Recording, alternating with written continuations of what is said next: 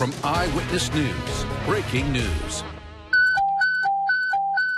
Officer in trouble at 21st and 295th, operate on patrol. Tragedy has struck the Sedgwick County Sheriff's Office. You were to assist the sheriff. He got shots fired. A family member of ours has been killed in the line of duty. Officer down, officer down. Robert Coonsey. Words can't describe the feeling sometimes. Robert was an exceptional deputy and was loved by everyone he worked with. They put their life on the line every day. We will be there as a family for everybody involved in this case.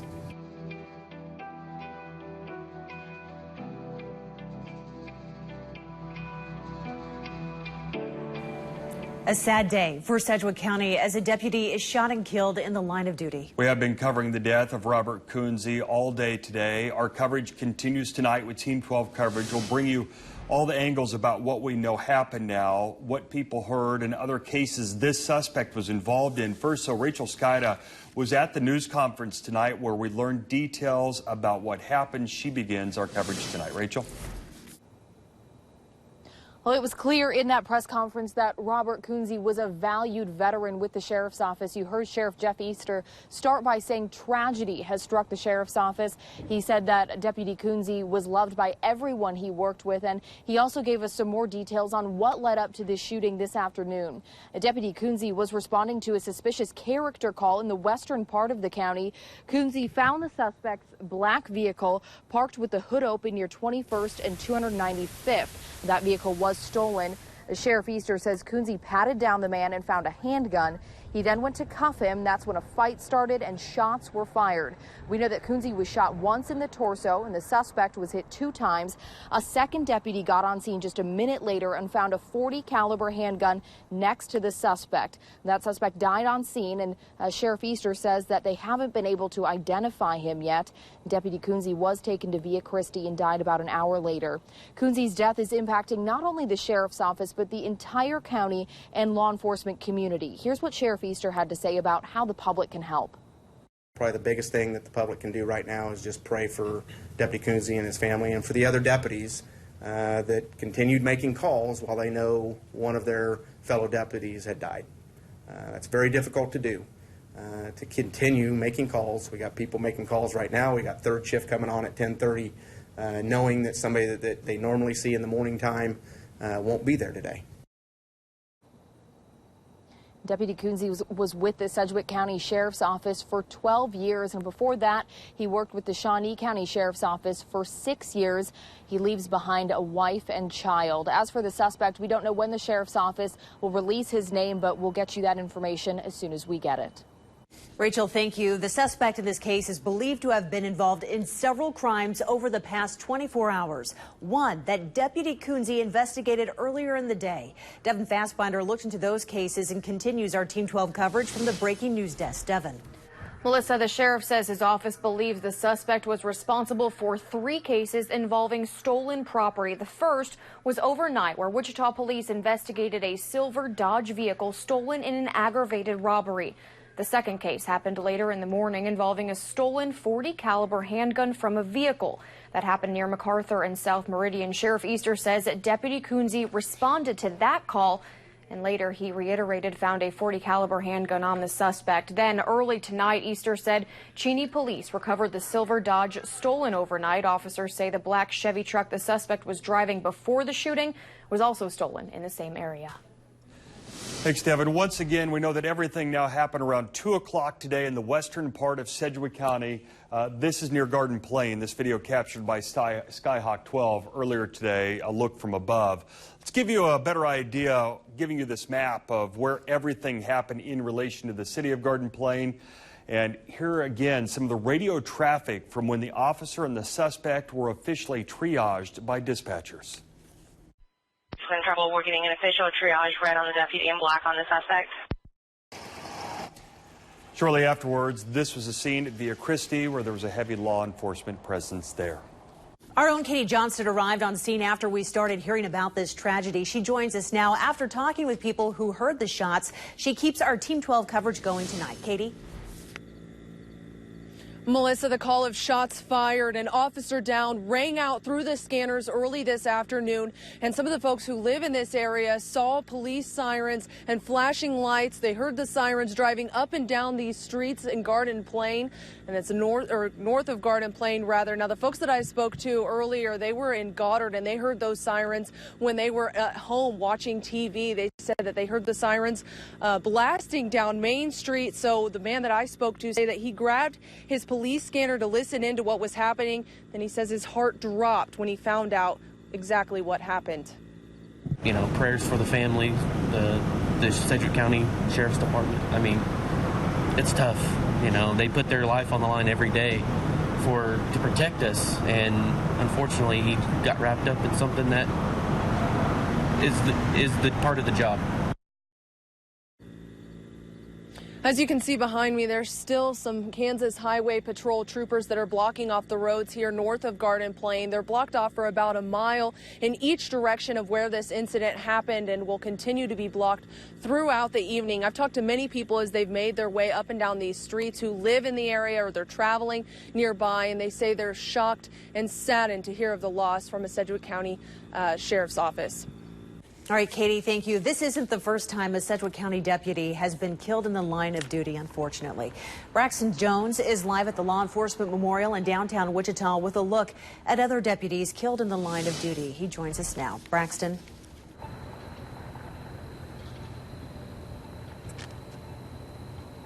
Melissa, 29 names line the walls of the Law Enforcement Memorial behind me in downtown Wichita, each representing a law enforcement officer who lost their life in the line of duty. Following Sunday's shooting, we know one more name will be added. Christopher Willems, Ken Snyder, Kevin Easter, and Brian Etheridge, the last 4 Sedgwick County deputies to be killed in the line of duty.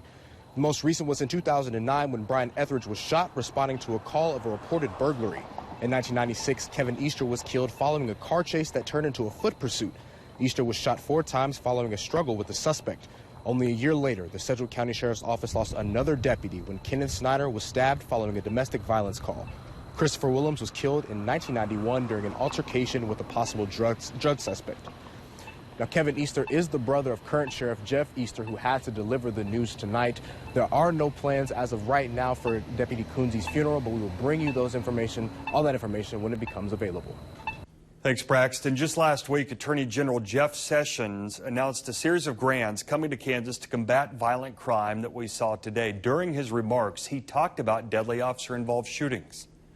Every time an officer in the United States dies in the line of duty, the news comes across my desk. And as a small expression of my appreciation, I send a condolence letter to the families. I've already sent 76 this year. And that's 2 a week, and that's too many. Again, those comments during his visit here to Kansas. During his remarks, Sessions recognized Wyandotte County deputies Teresa King and Patrick Rohr, who were killed in the line of duty back in June. Several agencies across Kansas have posted condolences on Twitter. In a post, Wichita Police Chief Gordon Ramsey says, on behalf of the police department, our thoughts and prayers are with our close friends and partners at the Sedgwick County Sheriff's Office. The Phillips County Sheriff's Office posted, our thoughts and prayers to the staff and family members with the Sheriff's Office. Several organizations and officials also posted this photo of the Thin Blue Line, a symbol in the law enforcement community used to pay tribute to officers killed in the line of duty. And we have a shareable image posted on our Facebook page that you're more than welcome to use as your own cover photo in the weeks ahead. Again, here's what we know. A Sedgwick County Sheriff's deputy killed. We know that deputy has been identified as Deputy Robert Coonsey. They have not identified the suspect. The Sheriff's Office believes he was involved in 3 separate cases. This is KWCH 12 Eyewitness News at 5. A community continues to remember Sedgwick County Sheriff's Deputy Robert Coonsey, killed yesterday in a shooting near Garden Plain. As many are coming together to remember and pay their respects to Deputy Coonsey, we're also learning more about the suspect that he was in a struggle with when he was shot. Robert Greason also died at the scene. He has been identified as the man who killed Deputy Coonsey. We continue our Team 12 coverage as we bring you the developments on the story, including the latest on the suspect as well as community reaction. We want to begin with Rachel Skida, who's at the scene of where Deputy Coonsey was shot. Rachel, what's the latest from there? Well, the scene that was out here at 21st and 295th cleared out in just the past couple hours. This is where that shooting happened yesterday. You can see that the roads are back open now, but earlier this afternoon, investigators were still out here combing through this area in the ditch. This is about where the deputy's vehicle as well as the suspect's vehicles were still parked earlier this afternoon. But this actually all started about 4 miles up the road here yesterday when somebody reported a suspicious character. Sunday afternoon in rural Sedgwick County, someone in this block of 295th Street reported a suspicious character near their truck and ATVs. The caller then followed that person here, the intersection of 21st and 295th. Minutes later, Deputy Robert Coonsey was on scene. Turns out that suspicious person was 29-year-old Robert Greason, and he was driving a stolen truck. Coonsey found a gun on Greason and tried to cuff him. That's when they got into a fight and shots were fired. 24 hours later, investigators were still combing through the ditch and searching the area around the suspect's truck. Neighbors across the street did not want to go on camera, but told me they got home just minutes before the shooting. They didn't hear any shots and didn't even know something was going on until they saw at least a dozen police vehicles outside their home. Now the entire sheriff's office and law enforcement community is trying to move on without this man, remembered as more than just a deputy. We've heard from so many people outside of the law enforcement world as well, talking about how Deputy Coonsey was so much more than just a law enforcement officer. We know that he was a husband and a father as well. Earlier today, I was actually parked just up the road when a man stopped to tell me a personal story about Deputy Coonsey. Take a look at this photo that he showed me. This is of his son a few years back. He says Deputy Coonsey was a great man who helped out everybody in the community that he lived in, and this man's son dressed up as a mini Deputy Coonsey for Halloween a few years ago. You can see he even has a name tag there that Deputy Coonsey gave him himself. What an impact. Thank you, Rachel. The Sedgwick County Sheriff's Office just released the funeral arrangements for Deputy Coonsey.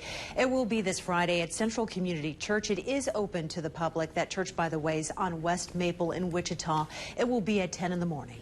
Again, the newest information we have today is the name of the other man involved in this shooting. The sheriff's office says Robert Cody Greason is the one who shot Deputy Coonsey. Fact Finder 12 investigator Devin Fassbinder has been looking into his past. Mike, Sheriff Jeff Easter says that Robert Greason was involved in 3 different crimes yesterday before he met Deputy Robert Coonsey. All 3 involved theft. I found this isn't Greason's first brush with the law. Facebook shows Robert Cody Greason went by Cody and had only been out of prison 10 months before he got into a fight with Deputy Robert Coonsey Sunday. That fight would lead to both of their deaths. Before that release, I found Greason was in and out of prison and jail for several crimes. I found criminal history from several places across Kansas. These records are from Pawnee County. They show some of his drug charges from 2012, including a charge of interfering with a police officer. That involved the drugs and was later dropped as part of a plea deal.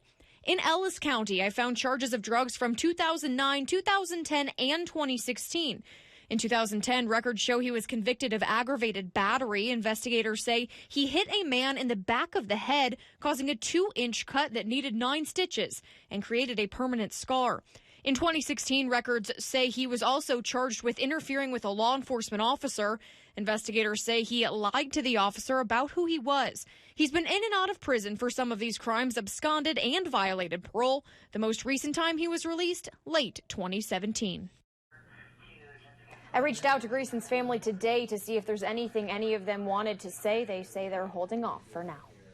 Thanks, Devin. We continue to talk to those in the community who knew Deputy Coonsey. Angela Monroe is live at the Law Enforcement Memorial with what they're saying. Yes, here at the Law Enforcement Memorial in front of Wichita City Hall, there are boots and shoes to remember those officers who died in the line of duty. Now, the last pair of boots here belong to Deputy Brian Etheridge, who was also with the Sedgwick County Sheriff's Department, and now we will be looking for Deputy Coonsey's to join his.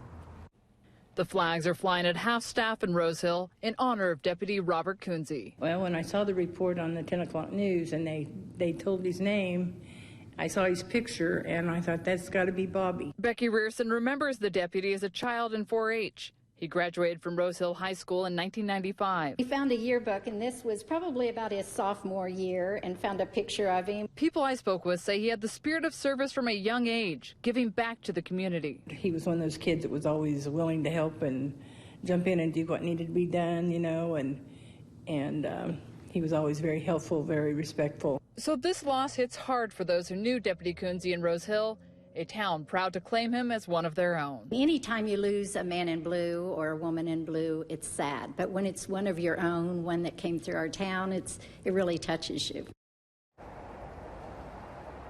There will be a public vigil held for Deputy Coonsey here at the Law Enforcement Memorial tomorrow night at 7 o'clock.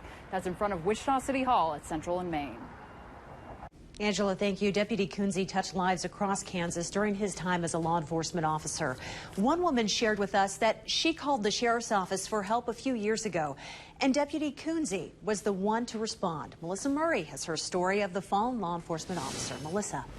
Well, this is a memory of Deputy Robert Coonsey that Pat says she will keep with her. He met with her to discuss a concern in her neighborhood, then handed her his business card. You can see that right here where he wrote down his name and his badge number as well. And when I spoke with Pat earlier today, she thought she'd thrown this away because I'd wanted to see it, but she found it a short time later, was able to send it to me. And it's another memory of the man she calls jolly, caring, and professional. As soon as I saw his face this morning, I knew it was him. Pat woke up to news on Monday she never would have expected. It hit a little bit closer to home for me because this is a gentleman that's been in my home. You know, we made a human connection and he was here to help. She admits she wasn't close with Deputy Coonsey. They only met a few times, but he left a lasting impression on her. He was nice. I mean, he kind of a jolly guy. I mean, you know, he came in and very pleasant, very professional. Sometimes people are intimidated by the size or, you know, the demeanor of an officer initially. But, I mean, he's a very nice man, very sweet and very caring. And he just made me feel very at ease with the fact that, you know, they were going to follow through with the reason for our call. Deputy Coonsey's death hits close to home for Pat for more than one reason. Her dad was a Baltimore City police officer for 30 years. Her son is currently a Maryland state trooper. And Pat has a message for Coonsey's fellow deputies. We think about them and pray for them all the time. And I just hope that they know that there are many of us out here who support them and that we are all sad for all of them when they lose a brother or a sister. She wants Deputy Coonsey's family to know that her law enforcement family stands with them too. There's a lot of support for law enforcement. There is in this house for sure. Pat also shared that she saw Deputy Coonsey driving through her neighborhood just to check on everyone on his own time, multiple times, making sure that they were safe. It's a message, as you've heard, that we've heard from people all day about how he went above and beyond to make his community a better place. All right, thank you. Many continue to pay their respects to Deputy Coonsey's family and the Sedgwick County Sheriff's Office on social media. Senator Pat Roberts posting a message also saying his heart goes out to Deputy Coonsey's family, friends, and the Sheriff's Office as they mourn the loss of a hero who made the ultimate sacrifice. He goes on to say he's thankful for our law enforcement officers who selflessly put their lives on the line every day to keep our community safe. Many other law enforcement agencies also offering support, including the Ellis County Sheriff's Department. You don't think about that. You have a job to do and you do your job, you know, and unfortunately sometimes officers give their lives when they do their job. All right, again, the Sheriff's Office says Deputy Coonsey's funeral will be this Friday at Central Community Church in Wichita. There will also be a vigil tomorrow night at 7 o'clock. That's in front of the Law Enforcement Memorial in downtown Wichita. This is KWCH 12 Eyewitness News at 10. There's a peace I've come to know. Time to come home, dear brother. The tour of duty through. You've given as much as anyone could be expected to do. Just a few steps further, the smoke will start to clear. Others here will guide you. You have no need of fear. You've not failed your brothers. You clearly gave it all. And through your selfless actions, others will hear the call. So take your place of honor among those who have gone before, and know you will be remembered for now and evermore. The victory is won.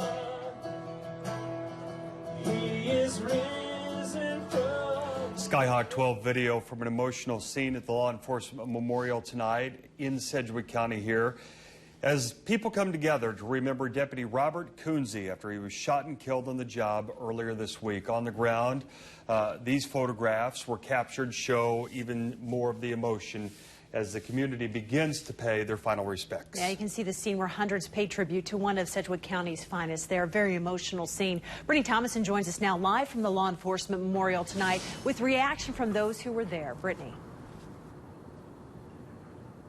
Mike and Melissa, the crowd is gone, but earlier today there had to have been hundreds of people out here to remember Deputy Coonsey. Take a look at some video that we shot earlier and some photos. Much of the crowd were first responders and family members of law enforcement. People from across the state came to show their support. Robert Coonsey's family was in the crowd, hugging each other tightly. His mom took the podium, and several people spoke to us about why it was important for them to show their support. I'm Robert's mother. And I cannot say thank you enough for all the Sheriff's Office has done. It's just been astounding. And this whole display here is beyond belief to me.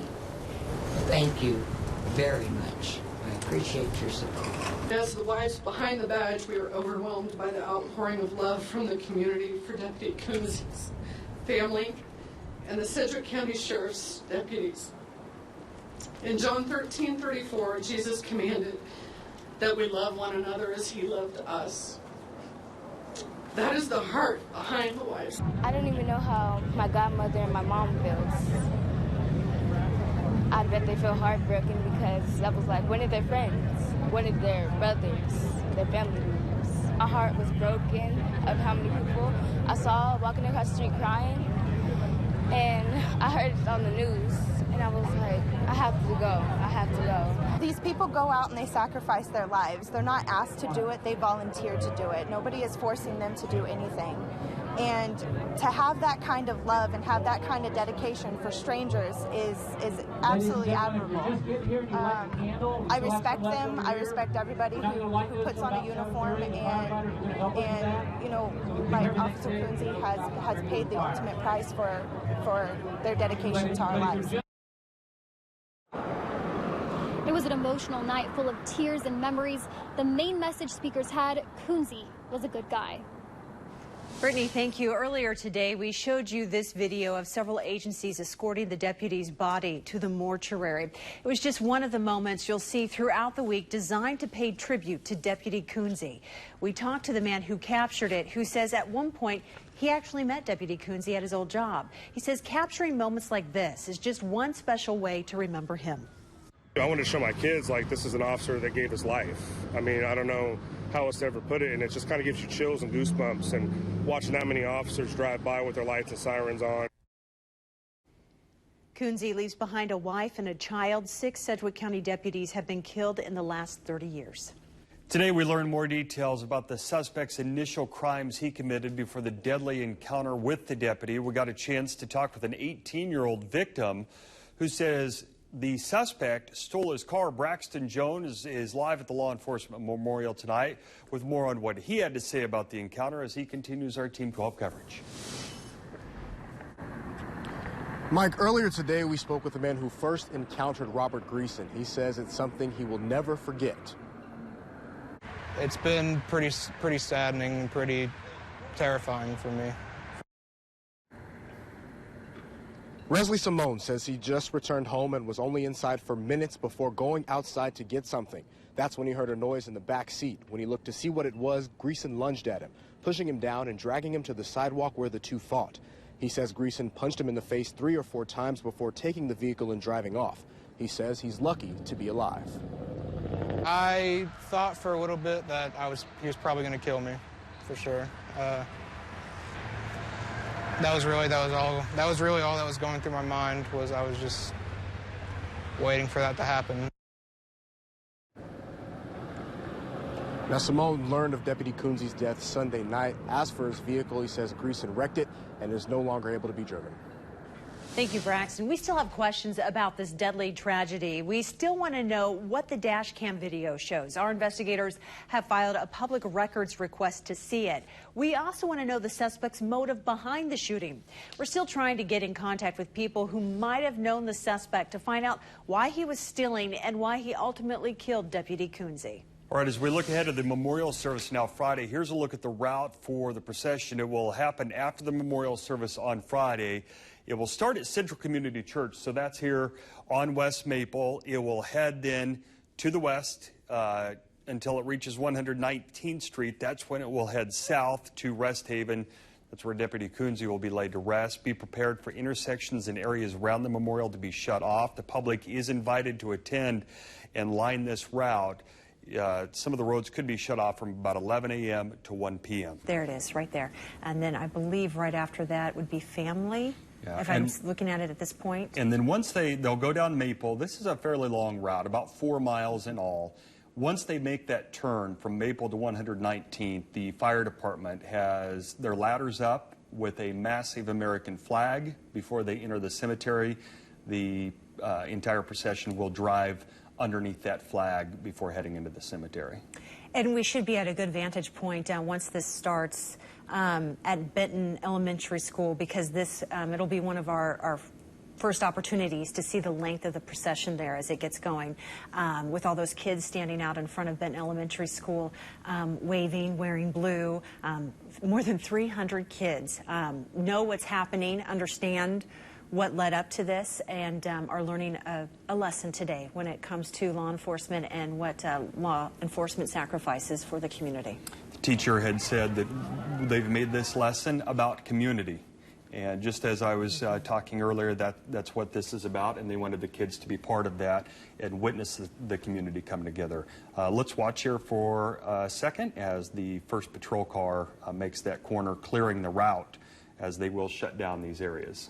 You know, what a community to be a part of. You and I are both invested in it, are members of it, and this hits so close to home. I'm a member of the law enforcement community. I know my dad will be in that procession today. We're both parents up here, so it's hard to look at these images and not get a little emotional, because I think all of us in some capacity are feeling for Deputy Coonsey's family and law enforcement officers today, because this is tough. They have left Central Community Church, and they will head west directly down Maple for a few miles and then make that turn at 119th. Rest Haven is right there on the corner of 119th and Kellogg.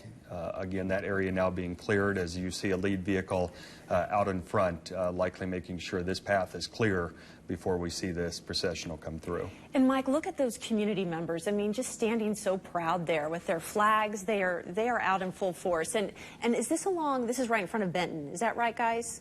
Right in front of Benton. So, I mean, you have kids lining one side of the street, and you have community members on the other side. And you can see them starting to stand up. So I'm thinking that procession is, or at least they're hearing that it's coming down the road right now. Yeah, you'll have law enforcement not only from Sedgwick County, but again from around the area and around the state, including New York City. The Kansas Highway Patrol will be a big part of this, and there will be a flyover as well from the Kansas Highway Patrol. There's a fire truck as it enters one of the intersections there. One of the most emotional moments in this will be at Graveside when they will do a last call on the radios. The last call for Deputy Coonsey, where all of the radios will go silent, and then they will do the last call. There you are seeing the lead units, and this is the Wichita Police Department's new motorcycle unit, and they are going to be leading this processional. There's going to be some moments here where we just take time to pause and take in these images, and we want you to do that too, because this is quite the sight to see. We will have Melissa Murray here at this location and control. I want to make sure we bring up the microphone so we can hear as the processional goes by her location there, as we will pause for a moment so you can take this in if you're not able to make it down there.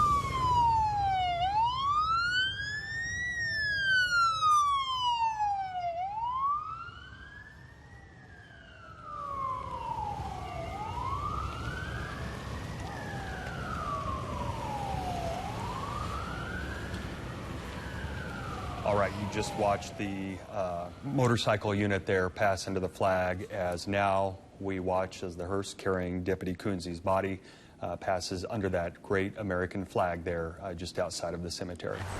Present! Pull!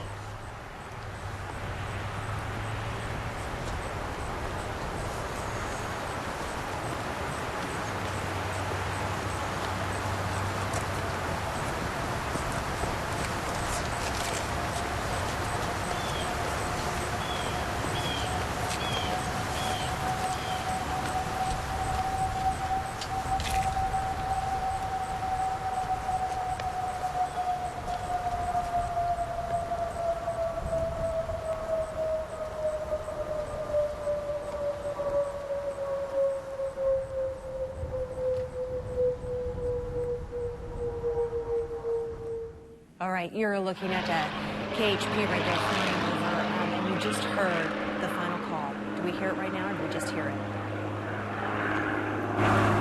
Hearing that right then and there, and it was a little difficult to hear, but we are honored to bring you these services. Deputy Coonsey made the ultimate sacrifice to protect his family, his friends, and his community.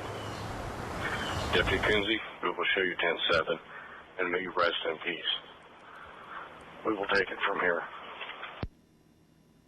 And there you have it. That is the end of watch call for Deputy Robert Coonsey. Mike, I'm going to let you take it for right now. All right, we want to thank you for joining us here. I know his family and friends wanted the community to be part of it. To Deputy Robert Coonsey, the city of Wichita, Sedgwick County, and the state of Kansas, thank you for your service. You can join us tonight at 5 and 6 o'clock.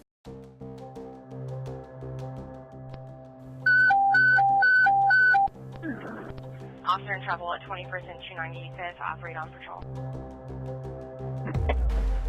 Oh my God! Officer down, officer down. The police officers told me that your son, Robert Cody Greason, has been involved in an officer-involved shooting. And the police officer was killed, and your son was killed too. It was just devastating. You know, to hear that news, I was devastated for everyone involved. This is the first time Cody Greason's family has spoken publicly about that day. Sandy Stoll and Kayla Evans talk about the son and brother they once knew. He was boisterous and fun and smiling all the time. He was cheerful. But before Cody even started high school, the problems began. At what point did you notice something was wrong?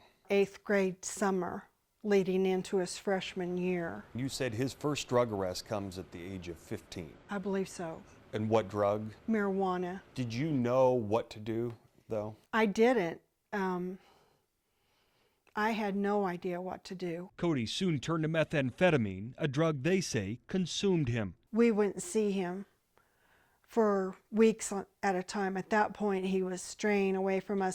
He was in and out of jail. He would, get out of prison and working towards having a better life and being successful, and he would be so positive about it. The meth is right there around the corner wherever you look. The next corner took Cody Greason down this rural Sedgwick County road. It's where he shot and killed Deputy Robert Coonsey. Coonsey returned fire and both men died. Deputy Coonsey left behind a wife and a young daughter. What would you want to say to the deputy's family? I'm very sorry, and I know this doesn't bring him back, and I just want you to know that I pray for you all the time, and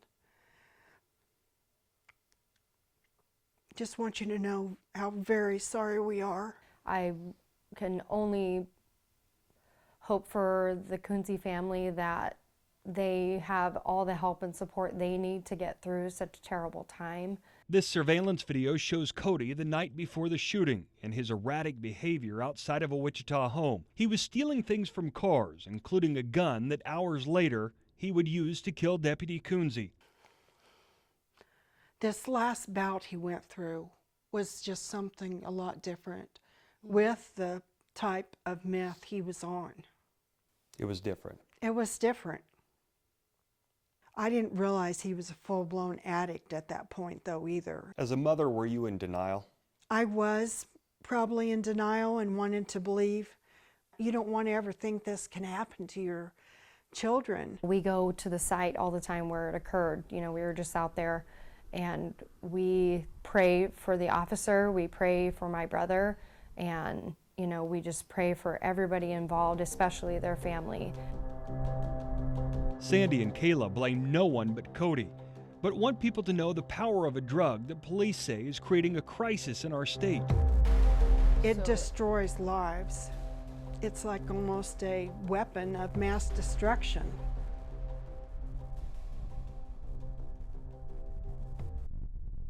A new honor tonight for a Sedgwick County deputy who died in the line of duty. Deputy Robert Coonsey will be named Deputy of the Year by the National Sheriff's Association. Coonsey's family will accept the Charles or Bud Meeks Award for Valor June 17th. That award recognizes a deputy sheriff who has made outstanding contributions to law enforcement and demonstrated bravery. Deputy Coonsey died in September after being shot during a traffic stop. He was able to stop the suspect before he died of his injuries. Sedgwick County Sheriff's Deputy Robert Coonsey honored today from the National Sheriff's Association. Coonsey was killed in the line of duty last year. This morning, his family was there to accept the association's Deputy Sheriff of the Year for valor on his behalf. The award is given to a deputy who has demonstrated bravery and made outstanding contributions to law enforcement.